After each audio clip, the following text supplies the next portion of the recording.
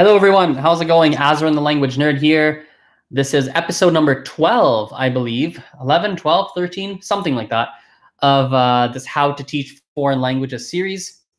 Let me share my screen. I just realized it's not sharing, so you can have a visual of what we're going to be covering off today. If you are new to this, this segment here on my YouTube channel, or of course for the people watching live too, because people can watch this live and attend these live. This is essentially a weekly segment where I make a video sharing some of the teaching practices at the Calgary Language Nerds, which is the business that I run. And so that the teachers at the Calgary Language Nerds can get some additional training on teaching. And of course, for others out there on this planet who would like to get some extra training and knowledge around teaching foreign languages, they could obviously learn alongside me as well, alongside these videos rather. You'll notice today, let me turn my camera a bit more here. You'll notice today my sister is here. This is my younger sister. She's sitting beside me for this video. Right, monkey? Right? Hi. Okie dokie, here we go. So today we're going to talk about two separate things, actually, two completely unrelated things. We're going to talk about teaching kids. We're going to do a little bit of an intro to that today. And then we're going to talk about something completely unrelated, but equally, if not more important, which is finances. Finances of being a tutor, and a couple of different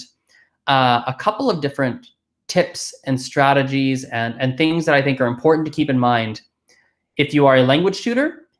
And to be perfectly frank with you, period, I think for a lot of different lines of work, I think a lot of the financings we cover off today are going to be very, very useful for a lot of you, not just tutors. So, okay, let's dive in. So as I said, part one, we're going to talk about a few things that I've learned working with kids. And then, of course, we're going to go through some basic financial-oriented things. We can skip this. We've done About Me a bunch of times, so we can skip over that. Okay, so basics of teaching kids. These are 5 things that I wanted to talk about today, and this is kind of the outline of what we'll cover. It's funny because the majority of these videos that I've made so far have definitely skewed a little bit more into teaching adults, and so I thought today would be a good idea to at least broach the subject, at least kind of start talking about the subject of teaching kids, and start to talk a little bit about it. We won't go super in depth today, but we'll get a nice introduction. So this is the first point. When you're teaching kids, understand that it's not just a language class. You see, when you teach adults, right? If you're teaching a language class to adults, basically it is a foreign language class. The primary content in the class, most of what you're trying to do is transfer your knowledge of a foreign language to the students. You're trying to say, hey, I know this, you don't know this, let me teach it to you, let me help you practice, let me give you some resources that can help you with it, let me do this, let me try and help you kind of absorb this knowledge in the best possible way and in the deepest possible way. Let me try and help you out here, right? And when it's kids, it's a little bit different. It's not exactly that. So first of all, understand that kids have no idea how to learn languages. In fact, kids don't know how to learn, period, in many cases, especially when they're more on the younger side of things, especially if they're 4, 5, 6, 7 years old. Maybe by the age of like 13, 14, when you get into the teens, they might have gotten some learning strategies that they've picked up in their younger years. But kids, when it comes to learning languages, heck, when it comes to learning, period, more often than not, they don't really have great learning strategies in place. And so often when you're teaching them, you're going to have to not only teach them languages, but you're also going to have to teach them strategies on how to learn things in general. I'll give you a quick little story. I'm teaching a class right now with some kids. It's a small class. They're just a couple of siblings. And they're reasonably young, these 2 kids. And, you know, it's funny because I'll teach some things and they don't know what they should do to help them actually remember the content that I teach them. When I teach an adult, many adults know, oh, let me write that down. It really helps me when I take notes. They make comments like that. Or adults might say, oh, I'm definitely going to make some flashcards. That's something that I think can help me. They have some ideas of what might help them remember.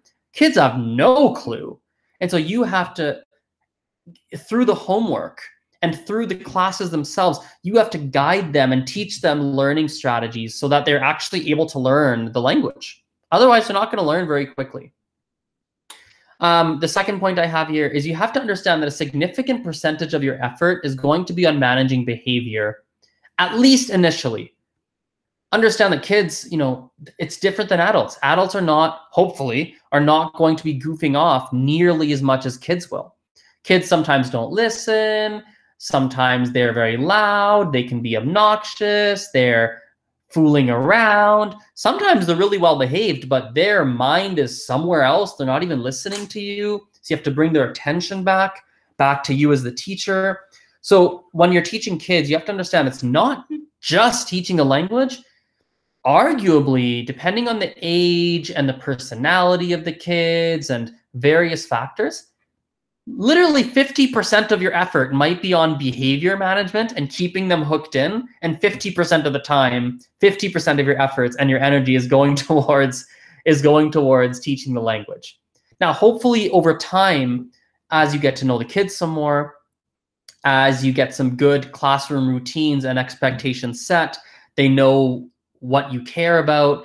They know what they must do in class, what the rules are. As over time, hopefully you're able to spend more and more time on the language itself and less on the behavior side. But still, a percentage of your energy is always going to be, most likely is always going to be on behavior and not just teaching the content. In fact, I should even add a bullet point in here, to be honest. It's not just behavior. It's also just keeping them interested. And adults tend to have longer attention spans than kids, especially when kids are younger. So you might have an hour and a half class with adults, and they'll, generally speaking, they'll kind of pay attention for most of it or all of it. Kids, that's not a guarantee. That's not a guarantee you're going to have their attention throughout the whole class. So you have to also hook their attention back in with games, activities, cracking a joke with, there's a variety of different strategies, but you might have to pull their attention back in too. So that's important as well. I'm almost certainly going to make a whole standalone video about behavior management and keeping kids hooked in. In fact, I might have already made one. I might have made one. I don't remember anymore. I don't think I have, but there's a small thing in the back of my mind saying that maybe I did. I'm going to have a look. If I haven't, I'm going to make a specific video about it because it deserves its own video. And the last thing is understanding parent expectations versus the children's desires. And actually, as a matter of fact, parent expectations probably goes more in the tutoring land. If you're in the teaching in a school board, parent expectations might be a part of things, but it's not the biggest concern you have. If you're teaching in a school board, your biggest expectation is probably, in fact, I should probably even change it. Parent expectations versus the children's desires versus the school board's expectations too, like curriculum, for example, right? There's different expectations that you're balancing. The kids might not want to study the present tense, but they have to learn it because the school board dictates that this is something they have to learn, right? Or maybe if it's a tutoring world and not in a school board, the parents might really want you to be giving the kids reading and writing, an hour of reading and writing homework every single day. And the kid's like, oh my God, shoot me now. I don't want to do an hour of reading and writing homework every day. So it's a balancing act. And so you're going to have to, you have to have that top of mind when you're teaching a children's class, because you don't have those same challenges typically when you're working with adults. The adult has enrolled in a class, whether it's with a university or with just a tutor, like whatever it is, they probably enrolled in it of their own accord, most likely. That's something that they chose that they wanted to do. There's no parent desires here. Maybe there's kind of a school board desire. Like maybe it's like if they're taking a Spanish 201 class in university, there's expectations of what you're going to teach in the class. So maybe there's that to consider. But even there, even in that situation, the university students know, oh, I'm taking a 201 class. There's some stuff I'll have to learn. So this third point here for adults doesn't fully apply in the same way, but for kids, oh my God, it's so important. It's so important. In the class, you're going to have to balance the kids' desires with the expectations of the school board and parent expectations. I'll give you a great example. I've got some kids I've taught and I currently teach as well. Parents want me to, how do I say this? The parents expect me to teach a specific skill or something specific or teach in a specific way that the children maybe do not like. So the best example is there's some kids that didn't really want to come to a writing class. They have a writing class with me. Didn't really want to come to writing class, but the parents signed them up for it. So what I had to do, understanding that, oh, kids don't want to do this writing. They don't want to be here, but parents are making them. Okay, what are we going to do here? Two things. Number one, we always play games. We always play one game. We take a game break. So I was like, hey, I want to make this bearable for you. How can we do that? What if we play a game every time? They're like, okay, I don't like writing very much, but it's cool if we can at least play a game for a portion of the class. That's not bad. Second thing we did is we're writing about things that they actually want to write about. I remember the first stuff we wrote was like, it was probably like they were writing about like these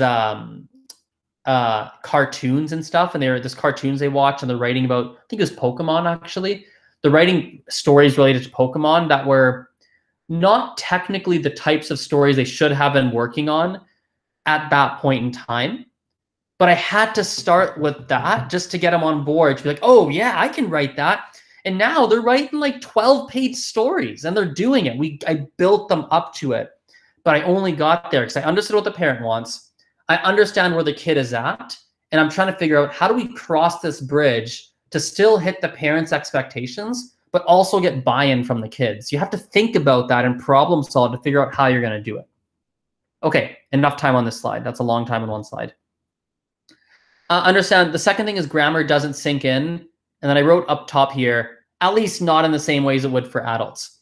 Often for adults, not always, by the way, but often you can teach some grammar rules and you can teach, oh, you have to say this word like this because it's feminine. And you're like, okay, it's feminine. Okay, this language has gender is fine. And you can teach grammar in a pretty direct way. And for many adults, that's going to work reasonably effectively. Again, not for everybody, but for a pretty good percentage. But for kids, that's going to be a nightmare. Imagine teaching conjugation to a 4-year-old. You're out of your mind. It's not going to work. It's not going to work. I promise you. It's going to be an absolute nightmare. So you've got to keep that in mind. You cannot just teach, here's the grammar rules, follow the rules to kids. It doesn't tend to work, especially when they're younger. As they get older, you might be able to, once they're in their teenage years, preteens, teenage years, you probably should start introducing a little bit of that and mentioning that, and you might want to start kind of going in that direction a bit, but not when they're young. Often I'll teach phrases instead of grammar. So for instance, I might teach them something like estoy feliz in Spanish, meaning I am happy. I'm not going to teach why it's estoy. We're not going to say, oh, yo estoy. It's because it's the yo conjugation of estoy, estar in the present tense. Like, no, we don't care. Yo estoy, I'm happy. And I'll often teach phrases, right? A similar point is this final point here. Sometimes I'll teach things on a word level and not even a grammar structure. So I won't even do a phrase. I'll just do words. So like, for example, in Spanish, right? Como means I eat. Hablo means I speak. And there's actually a grammatical pattern. There's a rule behind how to conjugate these verbs in the present tense. There's rules around it. But for kids, especially when they're younger, I don't worry about it too much. I just say, oh yeah, I eat, yo como. I speak, oh, yo hablo. And I'll just teach them the words. And I don't worry initially about the grammar rules. If they're younger. If they're a little bit older or they're a little bit more mature, sometimes if you can see that they have that you think they have the capacity, the mental capacity of understanding the grammar rules, and that might help them learn, sure, I will talk about them. But for a good percentage of kids, no, it's not something I even bring up. Often for kids, especially when they're younger, I like to use songs and games, lots of games and songs. I think it's really, really important. I kind of lean more into games. I probably could use some more songs, to be honest, myself, if I'm looking myself in the mirror. But I use lots of games. For example, songs are great too. Just very recently, I was teaching the alphabet, and rather, I was teaching pronunciation to a couple of kids, a few kids actually, a group of 3 kids. And we're talking about the French alphabet. They just started, and we're going through like some of the sounds of French. And we're going through the alphabet and the letters and how to pronounce them. Took them a long time, by the way. It really helped. It really helped when we actually listened to the alphabet in French. All of a sudden, that expedited the learning way faster than I could have ever imagined. And I was like, duh, Azrin, why didn't you teach the alphabet song in the beginning? I don't even know why I didn't. I thought to myself after, like, what was I thinking? That's the silliest, rookiest mistake, the silliest mistake you could have ever made. You should have listened to the alphabet song in French immediately. I don't know why I didn't. Even now, I feel like an idiot that we didn't do it. So songs and games are really effective. Understand that kids learn slowly. There's a bit of a myth, I find, that kids learn faster than adults when it comes to language, which in my perspective, it's not quite the case. Now, it might be the case if a child has moved to another country and that country speaks another language, and now the kid is going to school in that language, they might pick it up pretty darn quick. But if it's like a foreign language class at school, or maybe it's tutoring, they're going to learn real slowly because they're only taking a couple of hours of class a week. Depending on your life experience, you might be able to relate to this example. Think about like English classes in foreign countries, like non-English speaking countries. It's so common for kids to go through like literally 10 years of English classes in school. And then they're at the age of 15 and they can barely say, hi, how are you? It's so difficult because they just didn't have the English education they had in school was so sporadic and was not even taught well in many cases, where even though they studied for 10 years, they didn't pick up a lot. And so understand that kids will learn slowly. There's a little bug here. There we go. Kids will learn slowly, like pretty slowly. It's sometimes going to feel like a painfully slow pace. It can be very frustrating at times if you're not patient. So repetition is going to be really, really important. You will have to repeat the same information many times and in many ways in different iterations, using different games, different activities, different words to explain it, sometimes the same words to explain it. You're going to have to do it a bunch, like a lot. It's so funny when I work with adults, like they always learn faster than kids, always. When it's just like a weekly or weekly class or 2 times a week class. Consistently, adults almost like 98% of the time learn faster than the kids do. One thing that can help expedite the process are classroom routines. So if you have a good routine, so for example, I've got some kids, whenever I teach kids, I always start the class by asking them, hey, how are you? And they'll say, hi, I'm doing good. And you? Like, that's a classroom routine. And that kind of help those initial phrases immediately sink into their mind. So you can be smart with routines, and you can use routines to expedite the process of learning. But still understand they're going to learn slowly. So if there's something you need them to learn, and you need to do it every lesson until they finally can do it. That has to happen. What can really help with kids, adults too, but especially with kids, set very clear expectations of what students need to learn and by what date. They have to know. You tell them, you must be able to do this by Friday. And you tell them, we're going to really work hard to be able to have you doing XYZ by Friday, by next week, by this date.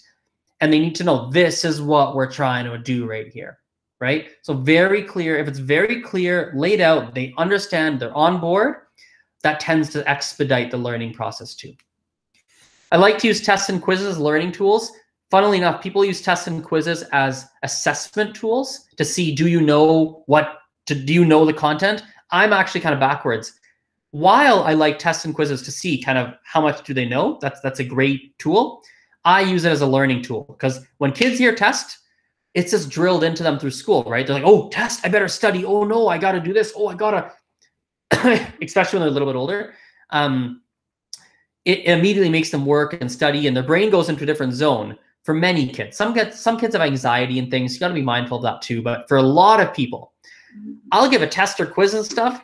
I'll tell them it's coming because I know it's going to make them, it triggers something in their mind and it helps the stuff immediately sink in faster.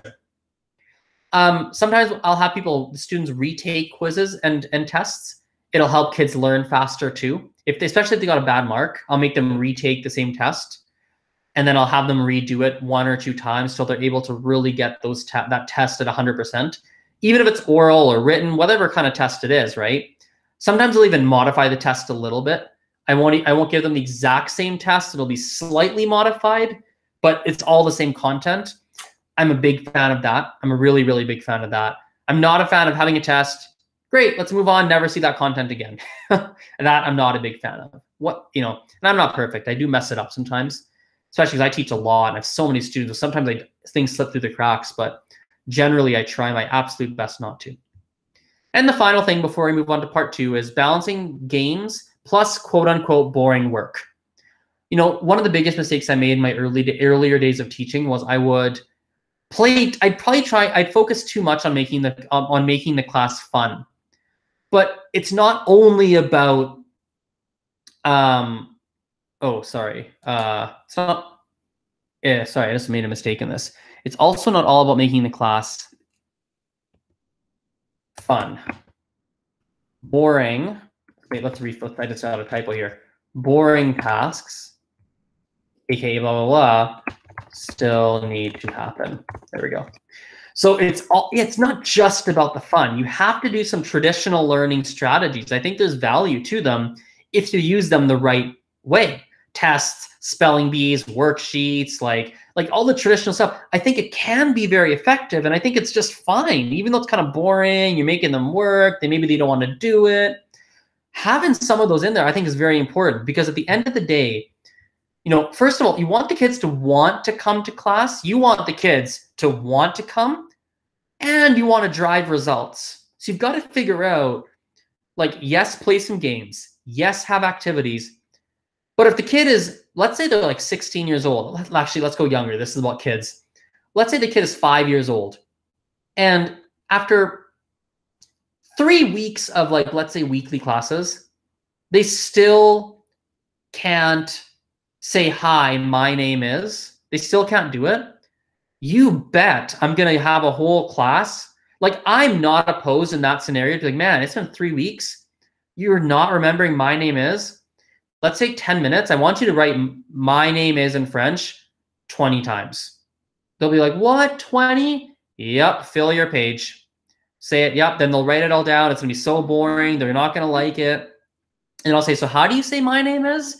Je m'appelle. Oh, great. I'm going to ask you again in about 20 minutes, 10 minutes. And you ask them again. They forget. Oh, no.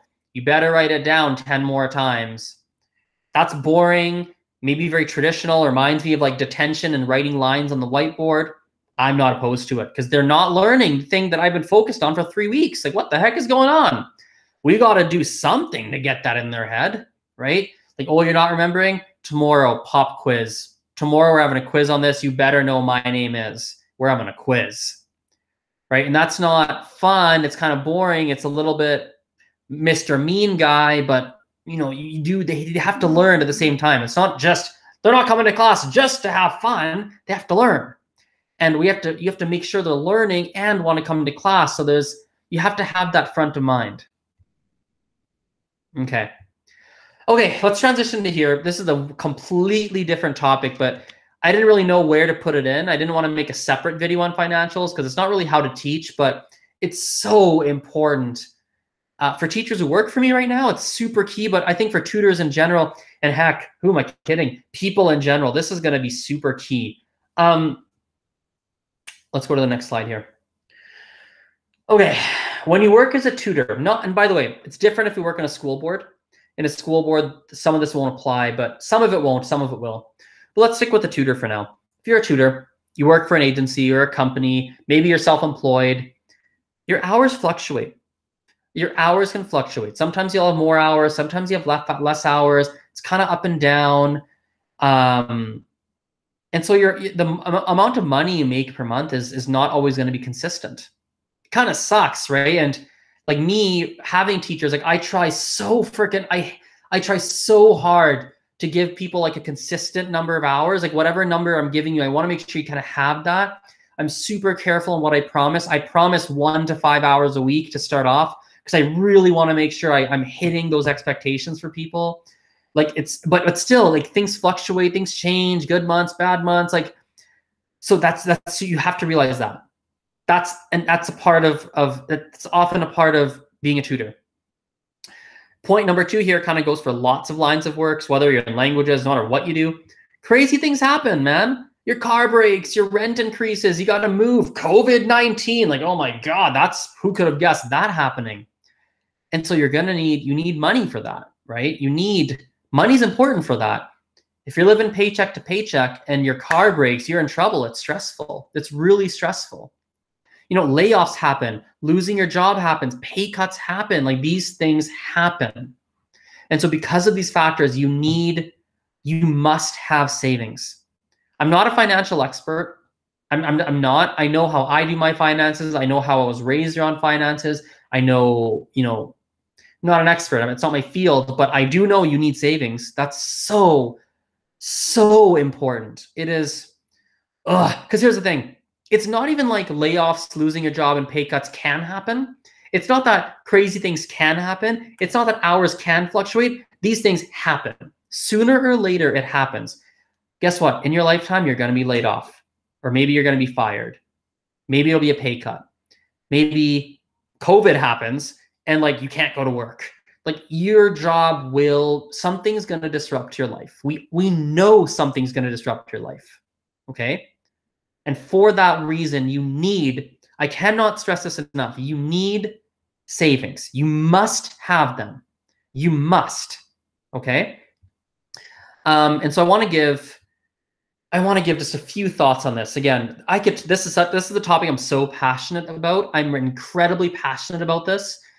And I care so much about this. So how much to save? Well, I've got my personal views. My personal views, from what I've been told, my personal views are so far away from what anyone else believes, but I'm going to share them anyway. First of all, I want you to picture your worst case scenario. You lose your job. Okay? That's kind of worst case, and there's obviously worse than that, but that's a pretty bad thing. You wake up, you have no work anymore. Your monthly income went to zero, right? You need to ask yourself the following question. How much money would you need saved up to A, not feel stressed about finding another job immediately, like to think like, oh my God, like if you can't make your rent this month, you're stressed. Like, oh my God, my rent payment is in 3 weeks or 2 weeks. I don't have a paycheck coming. Where's that money coming from? You got to think about that. How much you need to not feel stressed about finding another job immediately. And for a certain period of time, maintaining a similar lifestyle as you have now, even though you likely will cut back on costs if you lost your job. So you have to start asking yourself that question. How much do you need saved up for that? From what I've heard, this isn't my personal belief, from what I've heard, you want to have 6 months or more of your yearly earnings in savings. That's like an ideal number from what I hear people smarter than me say. So if you earn $20,000 a year, right? In $20,000 a year, you make $10,000 in 6 months. You want to be sitting on $10,000 in cash or in your bank account or in whatever, right? You want that saved. If you make $50,000 a year, you want to have half of your yearly income you want to have in savings. I've heard, and that's what I've heard. That's not my personal belief. That's what I've heard. This also allows you to cover smaller unexpected costs should they arise. So like maybe you had like 5 months saved up and then like your roof breaks and you're like, oh my God, my roof got a leak. I didn't know that would happen. Well, thank goodness you had 5 months of your savings all saved up. You can pay for that and not have credit card debt, right? So that's important. It might not go towards you losing a job. It might go to a smaller unexpected cost that you're now able to cover, right? But you want to strive for 6 months. And I'm going to be honest, my personal belief, I'm on such an island on this. There's been maybe, I think I've met 2, maybe 3 other people in my lifetime that are even remotely in my mind of this, but this is kind of what I think about, right? I think you need a year. I think you want to have a year saved up. You want to have a year, whatever you want to have your entire year, what you earn, you want to have that saved. I really think that that is a good idea, because here's why. I'll tell you why. You lose your job, okay? Let's say you have 6 months saved up. You got a good runway, right? Especially if the country you're in has unemployment, kind of some kind of unemployment insurance. You might have some money paid to you. So that, with the 6 months that you've saved up, you should hopefully be able to stretch that to like a year, like with unemployment payments, with your 6 months saved up. Hopefully you can make it to a 1 year. You have a 1 year runway before you don't have any money anymore. A 1 year runway to find another job and stuff is a very, very good runway. Now, in my mind, I want to have 1 year saved up, not 6 months, because even a year, like what if my brain goes to worst case scenario. So maybe I'm crazy thinking of having a year saved up. Maybe I'm just completely nuts. But I think a worst case scenario is like, what if the government decided unemployment benefits are going to be reduced? You don't make as much as you used to. What if you realize all this time your government's been misspending money and they don't have unemployment anymore? You need to, I'm someone who believes you need to always be able to rely on yourself and not on the government or others. Like, I think it's important. I really think it is. So I think I'm a little crazy with like having a year saved up. Like from public opinion, when I talk to people, it seems like I'm really on an island. But the point is, you need to ask yourself, how much do you need to have saved up to not feel stressed about finding another job immediately and maintaining a similar lifestyle as you have now, even though you will likely choose to cut back on your cost if you lost your job. That's something to really think about. So then 6 months is maybe a good guideline to follow. I think that is really, really good. If you could get to that and you could save up over the next 5-10 years to kind of have that saved up, that's going to take a lot of financial stress off your mind. Now, what if you can't save? People always say, Azran, I can't save. I can't. Again, I'm not an expert, but I can give you a couple of different thoughts. Okay. Number one, reduce your expenses. This will be a really big one for a lot of people, and it's so hard to do. I respect that. Changing your spending habits, it's so difficult. And I'm not the guy who's going to give you strategies on like, how do you, like, a lot of people, when you say reduce expenses, they're like, I can't reduce my expenses. I spend all my money goes towards necessities. By the way, for a lot of people, that's not true. They think it is, but it's not. They're eating out, they're overspending on things. There's things there. I don't want to get into that. That's something that you need to actually take a good hard look at yourself in the mirror and say, am I someone who can reduce my expenses? I was talking to someone earlier today, and they literally all they spend their money on right now is rent, food. That's it. They literally spend their money on nothing else. Rent, food. That's what they spend their money on. Rent and food. Rent and food. Rent.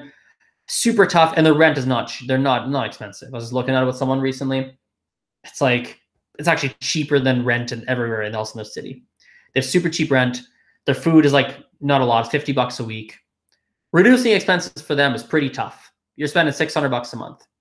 Now, if you're spending money on you eating out every day, you're buying coffee every day, now you've got some expenses to look at, right? You're like, okay, hang on, there might be some stuff to cut here.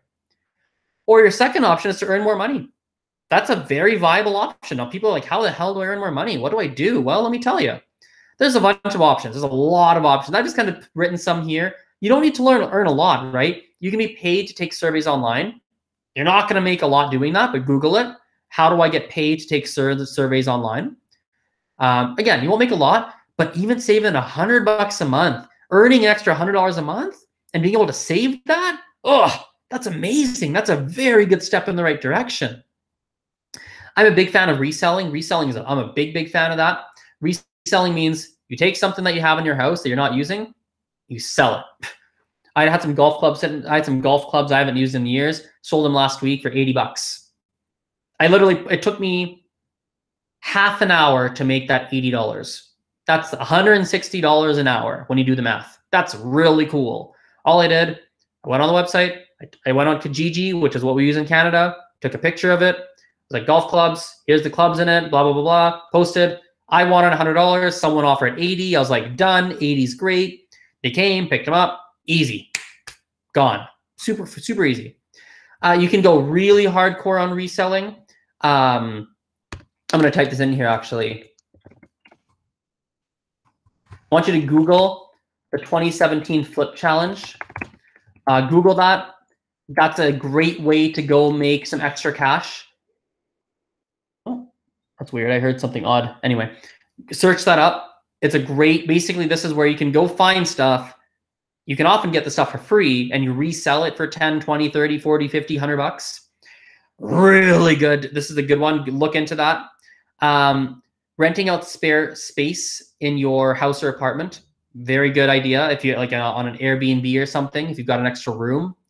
Uber, Lyft, DoorDash, Skip the Dishes. These are all different options in different countries, different places, right? You might, again, you're not going to make a lot, but to make an extra 100 bucks, 200 bucks, like that goes a long way for a lot of people, right? Find your own students to tutor if you're a language tutor. Heck, if you have another skill set, one of my Spanish teachers is also a yoga teacher, a certified yoga teacher. Like for her to go and do some freelance yoga teaching online or even in person, like she can go make an extra couple $100 a month, right? Or offering services based on other skills you have is a great way to go make some extra money. I just think this whole financial thing is really, really important. And you know, I'm making this because I talk about this with my teachers because I don't want it on my conscience. Like things happen at work, businesses, things happen, right? And you want to put yourself in a position that if your hours get cut, you get a pay cut, you're laid off, you want to make sure you're in a position that it doesn't financially stress you. That's really, really important. So anyway, we'll move on to our questions and discussion. That's obviously not recorded, so let's stop the screen share here. If people ever want to attend these live and take part of this discussion and whatnot, you can do so. I'll put a link in the description so you can sign up for that. And yeah, we'll wrap up there. Hope you enjoyed. See you later. Bye-bye.